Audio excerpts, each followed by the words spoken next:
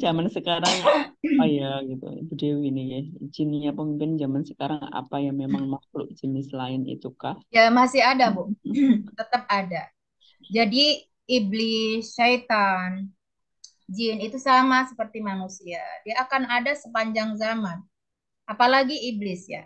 Iblis itu siapa? Iblis itu adalah jin. Karena minal jinni dalam surat Al-Kahfi kan disebutkan ya. Iblis itu makhluk Allah dari kalangan jin.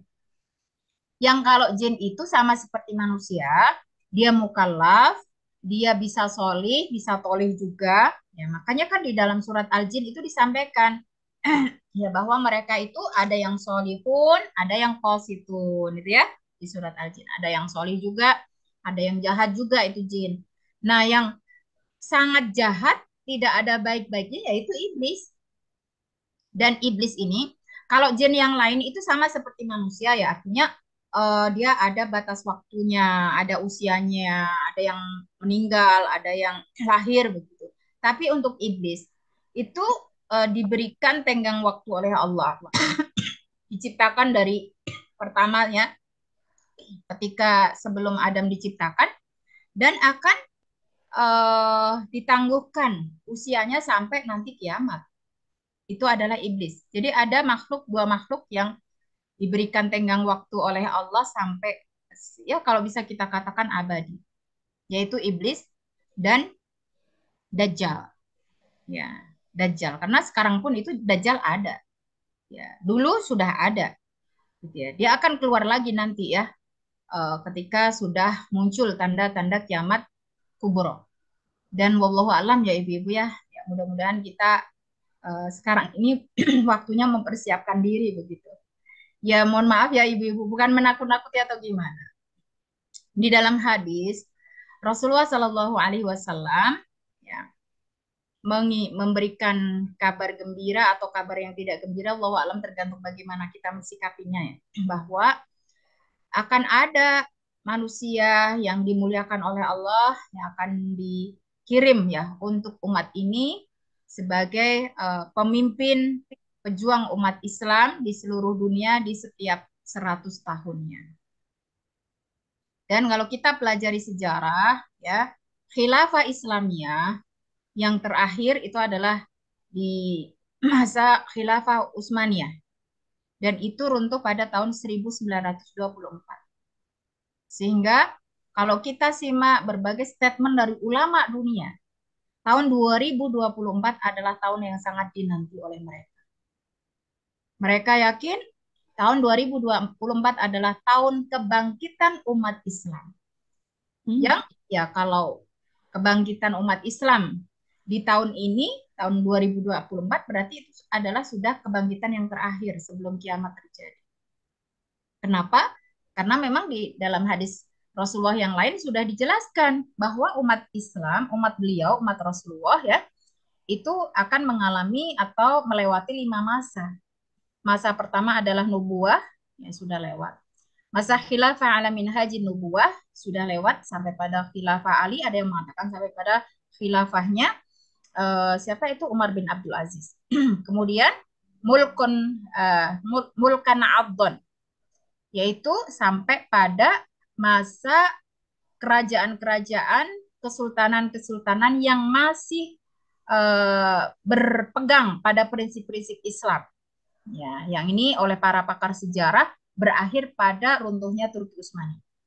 Kemudian masa keempat adalah Mulkan Jabrian, ya di masa kita ini. Setelah Turki Utsmani runtuh, itu yang ada tatanan di dunia itu semuanya kacau, semuanya diktator, otoriter ya, ya enggak, ya jauhlah dari prinsip-prinsip Islam. Baru kemudian yang terakhir sebelum kiamat Rasulullah sampaikan akan kembali kepada khilafah ala minhajin nubuwah. Khilafah itu bukan bentuk kepemerintahan ini. Jadi diterjemahkan atau dimanakan secara umum. Maksudnya tidak harus seorang khalifah yang memimpin. Kenapa? Karena Rasulullah menyebut bahwa pemimpin terakhir dari umat Islam adalah Imam Al-Mahdi. Jadi tidak harus disebut sebagai khalifah. Karena khalifah itu artinya wakil. Ya, wakil. Ya, wakil rakyat, wakil Rasul itu Khalifatul Rasul berarti wakilnya Rasulullah. Nah, seperti itu ya. Sehingga tahun 2024 itu genap ya 100 tahun dari runtuhnya Turki Utsmani sehingga menjadi tahun yang dinanti oleh ulama sedunia. Dan sebagaimana juga Rasulullah sampaikan, Islam tidak bangkit dari Arab lagi ya. Tidak dari barat lagi, tapi dari timur. Dan itu diharapkan Indonesia memiliki kontribusi besar dalam masalah ini. Dan kita harus berusaha memantaskan diri sebagaimana yang diinginkan oleh para ulama itu ya dalam khutbah-khutbah. Wahai Indonesia, penuhilah syarat-syarat Allah, pantaskanlah diri kalian ya untuk menjunjung panji Allah Subhanahu wa taala untuk menyambut kebangkitan umat di akhir zaman ini. Itu Indonesia sangat diharapkan. Sehingga kalau kita perhatikan juga dari para pejuang-pejuang yang ada di Palestina itu, mereka mengibarkan atau menaruh bendera Indonesia itu bahkan di atas bendera Palestina. Kalau kita perhatikan, ya ada apa dengan mereka? Wah, alhamdulillah. Nah, seperti itu sebenarnya mereka harapkannya. Itu jinnya, maksudnya penguasa dan mistis jin, apakah masih ada terutama di Indonesia? Masih, Bu, masih ada. Masih ada, Bu. Sampai kapanpun itu masih ada orang bermain jin itu masih ada ya. Dan itu nyata, bermain sihir itu nyata dan kita harus berhati-hati. Sihir itu bisa yumrit, mengakibatkan orang sakit. Ya. Kemudian juga sihir itu bisa yaktul, ya, bisa membunuh sampai pada tahap itu. Dan yang lebih dahsyat lagi, sihir itu bisa yufarrik baina zauj wa zaujah, bisa memisahkan suami istri. Gitu. Nah, melalui apa? Nah, itu silakan direnung, ditadaburi juga di dalam surat Al-Falaq itu ya. Itu melalui buhul-buhul yang mereka kirimkan. Gitu ya, buhul-buhul, benang-benang ya. Itu buhul itu kan biasanya dari benang, dari ini dan sebagainya. Dengan syarat-syarat yang mereka tentukan ya, tapi Allah juga memberikan kita peringatan bahwa wa ma hum bidzarrina bihi illa biidznillah ya. Sesakti apapun dukun yang bekerja sama dengan jin-jin tersebut tidak akan bisa mencelakai dirimu, membahayakan dirimu kecuali atas izin Allah Subhanahu wa taala. Lah Rasulullah saja kan pernah kena sihir orang Yahudi. Ya kan ada. Itu Rasulullah begitu ya. Makanya Allah memberikan juga terapinya. Surat Al-Mu'awwidat itu minimal ya, ayat kursi. Ya syukur-syukur kita selalu rutin mengamalkan dzikrus shabah wal masa. Zikir pagi dan petang itu sebagai salah satu upaya kita untuk diselamatkan oleh Allah dari pengaruh-pengaruh mistis tersebut. Gitu. Kenapa sih Bu dinamakan sihir gitu ya? Sahur, sihir itu dari satu kata. Ashar itu yang dia sebenarnya tidak bisa dilihat oleh kasat mata, tapi efeknya bisa dirasakan. Maka kita sahur itu di waktu sahar. Sahar itu apa? Waktu yang masih gelap tapi tidak gelap banget. Nah, sudah terang tapi juga belum terang banget. Gitu ya. Begitulah sihir. Ya, nggak bisa kita lihat, kita susah membuktikan sihir. Ya, nanti ibu-ibu bisa menyimak ya, pesulap merah itu ya. Dia tahu juga karena dia punya ilmunya, tapi dia kalau sihir yang beneran tidak bisa membuktikan, sulit dibuktikan itu. Kecuali pengakuan dari pelakunya dan nggak mungkin orang pakai sihir tuh ngaku, nggak akan ada. Makanya kalau orang misalnya nih bisa ngobatin yang pakai apa trik-trik itu tuh sebenarnya bukan beneran. Kalau tukang sihir beneran nggak akan ngaku, Bu. Gitu ya. Itu hanya trik gitu. Ya, hanya trik gitu. Makanya akhirnya ketahuan kan ternyata itu bukan kris petir yang benar-benar mengeluarkan petir ya, itu bisa dibeli di Shopee ya. Pakai cas baterai gitu ya. Nah, seperti itu. Jadi itu trik. Makanya ketika beliau ditantang gitu, bisa nggak membuktikan? Sih itu sulit dibuktikan. Nah, karena orang tidak ngaku gitu ya.